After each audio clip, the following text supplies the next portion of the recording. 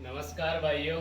जैसा कि आपको पता है, अनुपात एवं समानुपात की प्रश्नावली हमारी सुचारू रूप से चालू है और उसी क्रम में हम आगे बढ़ते हैं। अगला सवाल, आज बहुत अच्छे अच्छे सवाल आपके सामने मैं प्रस्तुत करने वाला हूं। अच्छे से देखिएगा। किसी धन को ए, बी तथा सी में 3:5:7 के अनुपात में बांटता है। यदि सी का भाग ए के भाग से 1600 रुपये अधिक हो तो बी का भाग कितना होगा। देखो अच्छे से समझिएगा। वैसे मैं करा चुका हूं ऐसे सवाल, लेकिन आपको एक एक सवाल कराए जाएंगे, ठीक है। तो कोई सवाल अगर आप बुक में छूट गया तो ये मत समझना कि होंगे नहीं। मैं आपको एक एक सवाल करवाऊंगा, बस थोड़ा आप धैर्य बनाए रखें। देखो, ए, बी और सी का अनुपात कितना है? 3:5:7, ठीक है। अब देखो क्वेश्चन क्या कह रहा है, सी का भाग ए के भाग से कितना अधिक है? 1600 रुपये अधिक है। तो यहाँ देखो, सी का भाग ए के भाग से अनुपात में कितना अधिक है? अनुपात में भाई 4 अधिक है। कितना अधिक है? 4। 4 का मान अपन को कितना दे रखा है? 16। भाई देखो, सी का भाग ए के भाग से कितना अधिक है? 1600 रुपये अधिक है। तो आप ये देखिए कि अनुपात में कितना अधिक है सी का भाग ए के भाग से? कितना अधिक है? 4 अधिक है। तो 4 बराबर 1600। तो 4 का भाग दे दो तो कितना आ जाएगा? 1 बराबर कितना आ जाएगा? 400। यहां तक आपके समझ आ गया होगा। अब देखो, आपसे पूछा जा रहा है कि बी का भाग कितना होगा। तो इस 400 को 5 से गुणा कर दो तो बी का भाग आ जाएगा। बी का भाग कितना आ जाएगा? बी का भाग कितना आ जाएगा? 5 × 400 कितना आ गया? कितना आ गया? 2000 नहीं, 200, सॉरी 2000। देखो इसी प्रकार ए का भाग आ जाएगा। ए का भाग कितना आ गया? 3 × 400 कितना आ गया आपके पास? 1200। ए का भाग कितना आ गया? 1200। इसी प्रकार आपसे अगर सी का भाग पूछा जाए, सी का भाग, वैसे आपसे पूछा जा रहा है केवल बी का भाग, तो बी का भाग कितना हो गया? 5 × 400 कितना हो गया? 2000। ए का भाग कितना हो गया आपके पास? 1200 रुपये। सी का भाग निकालो। सी का अनुपात कितना है? 7। तो 7 × 400 कर दो। 7 × 400 कितना आ गया? 2800। देखो एक एक का अपन ने निकाल लिया। वैसे आपसे पूछा जा रहा था बी का भाग, तो बी का भाग आपके पास 2000 है। तो बहुत अच्छा सवाल था जो अक्सर एग्जाम में पूछा जाता है। आपकी समझ आ गया होगा और आपको 1-2 बार रिपीट करके वीडियो को बार बार देखो तो अच्छे से समझ आ गया होगा। देखो साथियों, दूसरा सवाल बहुत अच्छा है और अच्छे से समझिएगा इसे। क्वेश्चन है अपने पास, एक व्यक्ति के खर्च और बचत का अनुपात कितना है? तो यहाँ लिख लीजिए खर्च और यहाँ लिख लो बचत। कितना अनुपात है? 26:3, ठीक है। अब देखो, यदि उसकी मासिक आय 14,500 रुपए, कितनी है उसकी मासिक आय? 14,500। तो उसकी मासिक बचत ज्ञात करो। देखो ये है खर्च, ये है बचत, तो आय कितनी हो जाएगी? आय बराबर आय कितनी हो जाएगी भाई? खर्च और बचत को आप जोड़ दोगे तो कितनी आय हो जाएगी? 29। एक बात बताओ, आपके पास कितना है? 26 रुपए, नहीं सॉरी, आपके पास 29 रुपए है। उसमें से आपने 26 रुपए खर्च कर दिए, ठीक है। आपके पास बचे कितने? 3। तो टोटल कितने थे आप? 29।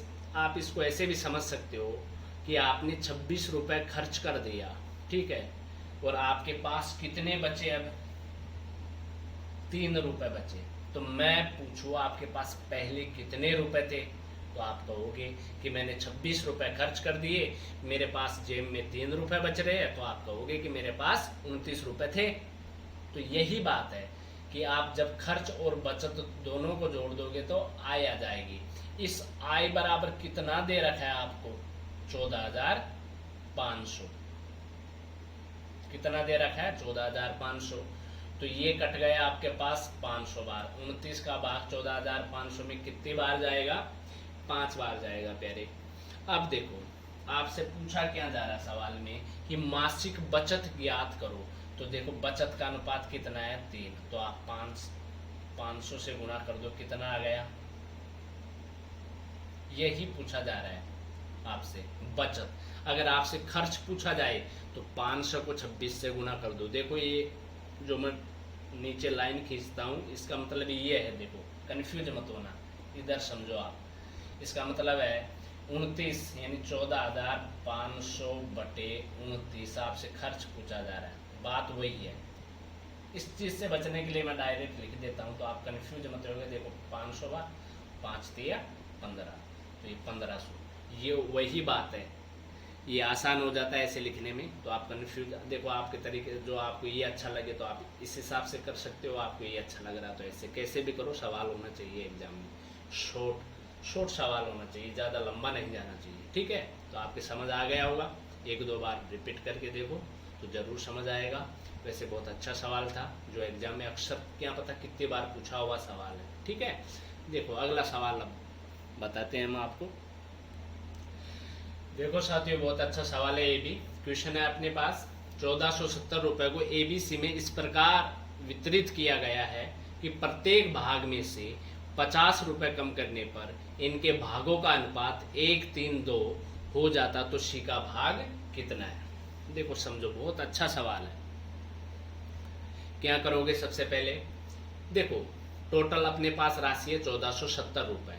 अब क्वेश्चन कह रहा है कि प्रत्येक भाग में से 50 रुपए कम कर दे तो अनुपातों का ये मतलब अनुपात कितना हो जाता है आपके पास? 1:3:2। कब होता है? जब प्रत्येक भाग में से आप 1470 रुपए में से प्रत्येक का 50 रुपए जब आप कम करते हो तो प्रत्येक का करोगे तो कितना कम होगा? यहाँ कितने लोग हैं? ए बी सी का अनुपात 1:3:2 कब होता है? जब आप प्रत्येक का 50 रुपए कम करते हो। अगर 3 लोगों का 50 रुपए आप कम करोगे तो कितना कम होगा? 150 रुपए कम। तो देखो 1470 रुपए में से आप 150 रुपए कम कर दो। 3 लोग हैं तो प्रत्येक का 50 है, तो 3 लोग का कितना हो गया? 150 रुपए। तो आपके पास कितना आया? आपके पास 1320, ठीक है। अब इस 1320 रुपए को आप एबीसी का जो अनुपात दे रखा है आपको, इसमें आप डिवाइडेड कर सकते हो। कितना कितना आएगा? देखो ए बी सी कितना दे रखा है? 1:3:2 बराबर आपको दे रखा है। देखो अनुपातों का योग कितना हो गया? 6। टोटल राशि अपने पास कितनी है? 1320। भाग दे दो कितने बार? 220 बार गया। 1320 में 6 का भाग कितने बार गया? 220 बार गया। अब ध्यान रखिए आपको सी का भाग पूछा जा रहा है तो आप नॉर्मली सी बात है, आप सी जो ये दे रखा है 220, आपको 220 से गुणा कर दो, कितना आ जाएगा? 440 रुपए, ठीक है। सवाल हो गया। देखो ये कंफ्यूज मत होना, जो लाइन खींचता हूँ इसको आप ऐसे भी कर सकते हो, जैसे मैंने पहले सवाल में आपको बताया कि 1320 में 6 का भाग दे दो। सी का पूछा जा रहा है आपसे मान, तो सी का अनुपात 2 है तो 2 से गुणा कर दो। ऐसे भी कर सकते हो 6×2 12, 6×2 12 और गुणा कर दो 440। लेकिन ये तरीका थोड़ा टाइम बच जाता है, इसलिए मैं आपको करवाता हूँ इससे बचने के लिए। तो समझ आ गया होगा। मैं अगला सवाल आपके सामने कराने वाला हूँ, वो भी बहुत अच्छा सवाल है, ध्यान से समझिएगा। अगला सवाल देखो साथियों, ये भी बहुत अच्छा सवाल है। इससे पहले मैं आपको बताता हूँ, आप इतने लड़के इस वीडियो को देखते हैं यार, कम से कम एक काम कर दिया करो, लाइक कर दिया करो। दूसरी बात, जितने भी आपके दोस्त हैं उनके पास भेज दिया करो, क्योंकि आपको एक एक सवाल करवाया जा रहा है। आप ये मत सोचो कि ये सवाल छोड़ दिया, एक भी सवाल आपको नहीं छोड़ूंगा, प्रत्येक सवाल करवाया जाएगा। बस जो मैं करवा रहा हूँ आपको बोर्ड पे, एक एक सवाल को ध्यान से समझिएगा। जो भी सवाल मैं बीच बीच में छोड़ रहा हूँ वो सब सवाल आपको बाद में करवाया जाएगा, क्योंकि उनका थोड़ा तरीका अलग है। जो एक तरीके के सवाल मैं उनको पहले करवा रहा हूँ, जो इन तरीकों से हटके उनको मैं एक साथ करवाऊँगा। तो आपसे रिक्वेस्ट है कि ज़्यादा से ज़्यादा अपने दोस्तों के पास भेजो, ताकि मुझे भी पढ़ाने में मज़ा आए। और आप तो पढ़ ही रहे हो, अच्छे से पढ़ो आप। देखो क्वेश्चन है अपने पास 94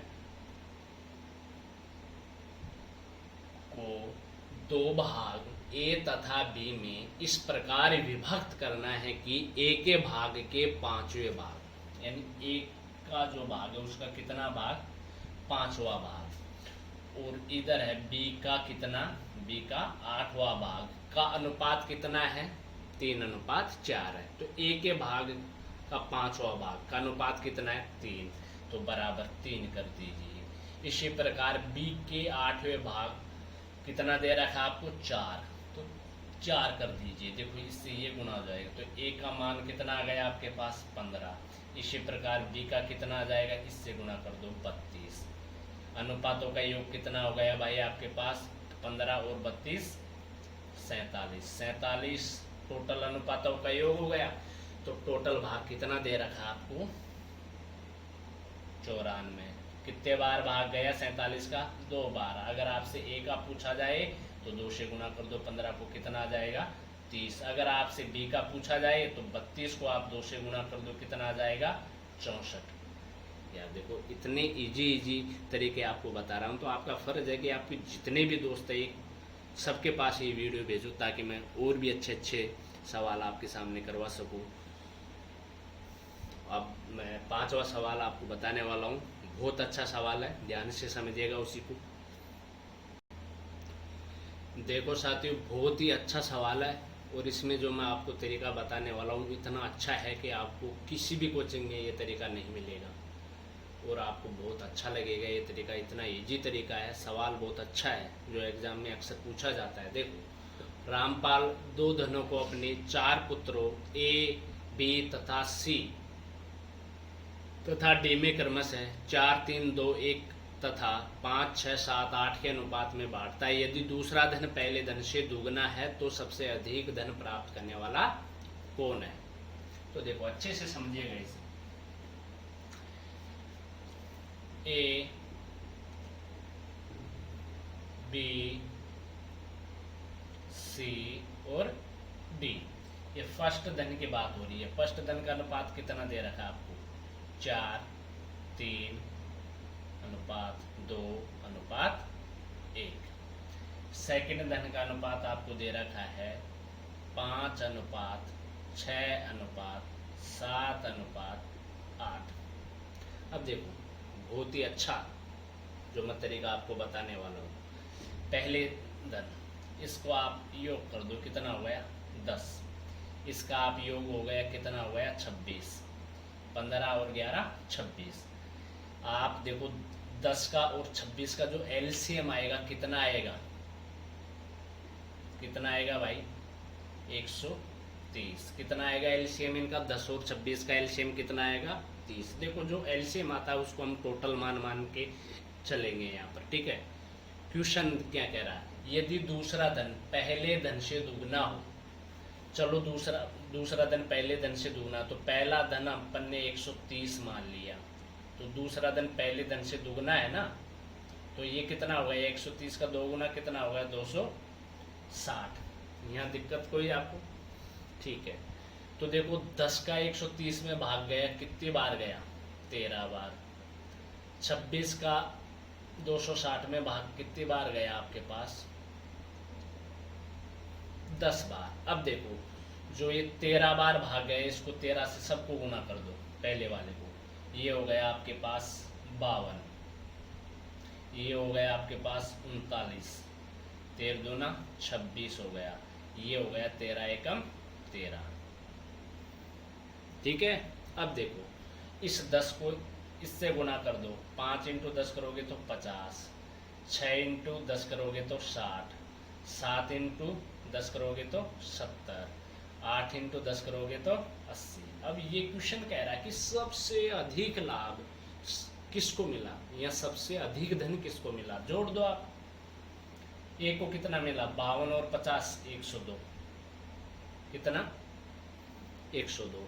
इसी प्रकार 39 और 60 कितना हो गया, 99, ये किसका हुआ, बी का। इसी प्रकार 70 और 26 96 किसका हुआ, सी का। डी का कितना हुआ, 93, 13 और 80, देखो क्वेश्चन आपसे पूछा जा रहा है कि सबसे अधिक धन किसको प्राप्त हुआ, तो किसको प्राप्त हुआ, ए को। कितना प्राप्त हुआ, 102। आपसे पूछा जाए कि सबसे कम धन किसे प्राप्त हुआ, तो किसको प्राप्त हुआ भाई, डी को। तो आपसे क्वेश्चन में कुछ भी पूछ सकता है। आप दूसरी बार इसको मैं समझाने वाला हूँ, क्वेश्चन को देखो समझिए। अपने पास जो अनुपात था 4 3 2 1, 4 3 2 1, ठीक है। फिर दूसरा अनुपात था 5 6 7 8। मैंने क्या किया, 4 3 2 1 इनको जोड़ दिया, कितना आ गया, 10। 5 6 7 8 इसको जोड़ दिया, कितना आ गया, 26। और 10 और 26 का एलसीएम ले लिया मैंने, कितना आया, 130। अब देखो आगे क्वेश्चन कह रहा है कि दूसरा धन पहले धन से दुगना है। अगर मैंने पहला धन जो एलसीएम आता है 130, इसको हम टोटल धन मान के चलेंगे, तो 130 पहला धन हो गया, इसका दुगना कितना हो गया, 260। भाई पहले धन से दुगना है तो 260 हो गया। अब देखो यहाँ 10 का 130 में भाग गया 13 बार, 26 का 260 में भाग गया 10 बार। इस 13 को पहले वाले लाइन से गुणा कर दो सबको, 13 चौको 52, 13 39, 13 दूना 26, 13 एकम 13। इसी प्रकार आप इस 10 को इससे गुणा कर दो, 50 60 70 80 हो गया। फिर इनको आपस में जोड़ दो, 52 और 50 102, 39 और 60 99, और 26 और 70 कितना 96, और 13 और 80 कितना 93। तो सबसे अधिक धन किसको प्राप्त हुआ, 102, ए को प्राप्त हुआ। सबसे कम धन किसे प्राप्त हुआ, डी को। तो आपकी समझ आ गया होगा। एक दो बार वीडियो को देखो तो और अच्छे से समझ आएगा। बार बार देखते जाओ वीडियो को तो समझ आ ही जाएगा। वैसे मैं इतने अच्छे से समझा रहा हूँ कि आपके एक बार में ही समझ आ गया होगा। वैसे अगर इसका दूसरा प्रोसीजर से करोगे तो इतना लंबा है कि आपकी समझ से बाहर है, आपसे क्वेश्चन एग्जाम में नहीं होंगे। तो मैं अगला क्वेश्चन कराने वाला हूँ, आप लोगों को